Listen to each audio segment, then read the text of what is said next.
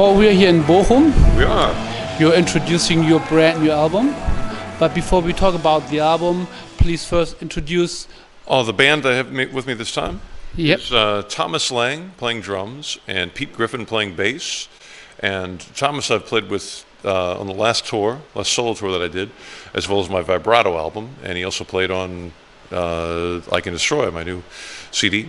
And then the Pete is the new guy, and he's doing great. He's played with Dweezil Zappa before, and he just actually finished the Generation Axe tour with Steve Vai and Zach Wilde and Nuno Bettencourt and and Yngwie. So he's no stranger to playing with busy guitar players, and having a great time. It's a nice time in the tour because we've actually got some pretty complicated material. And at the beginning, I know I was frightened of playing it, and now I'm starting to feel a little more confident. It's easier to play all this insane music that we have.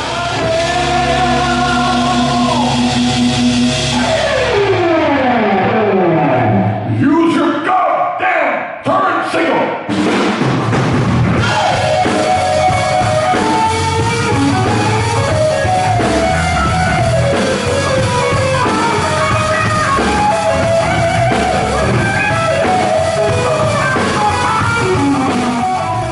You have 4 different Ibanez guitars with you.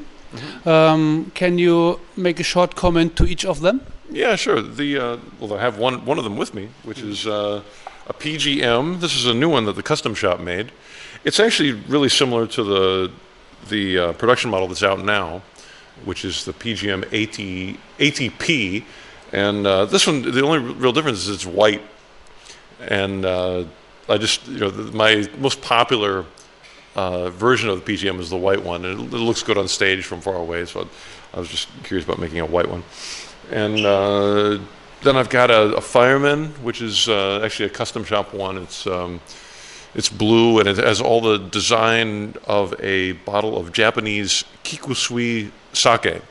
It's just a particular brand of sake, and we use the caps from the sake bottle as the knobs, and all the other design things are from that. It's got a really thick neck, which I like. Just great tone.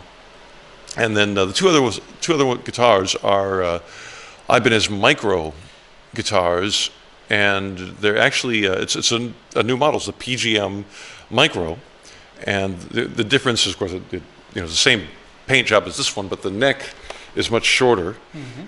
Which is kind of, I mean, it's made for kids, like who are starting out. They've got smaller hands, but if you've got big hands, it's really fun too because you can just stretch anything. The stretches I can do in that guitar are insane.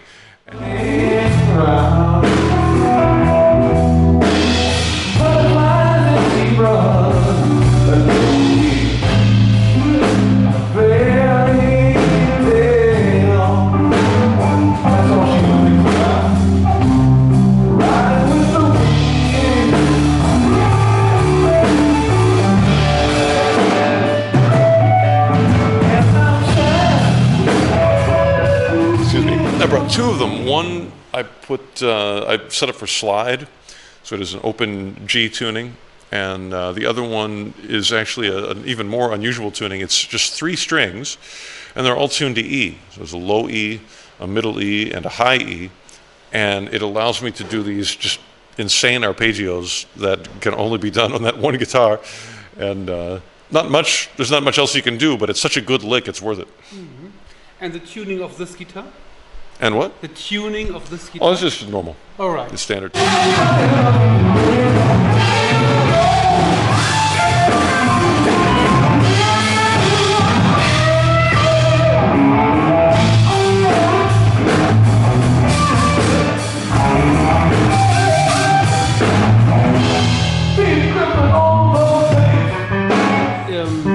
Are there differences between the studio versions of the song, of your new album, mm-hmm. and the live versions?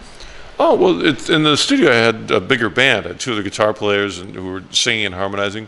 So it's been, fortunately, I was a little worried at first about hitting some of the high notes with the vocals because a lot of the songs, Tony Spinner would sing the bridge.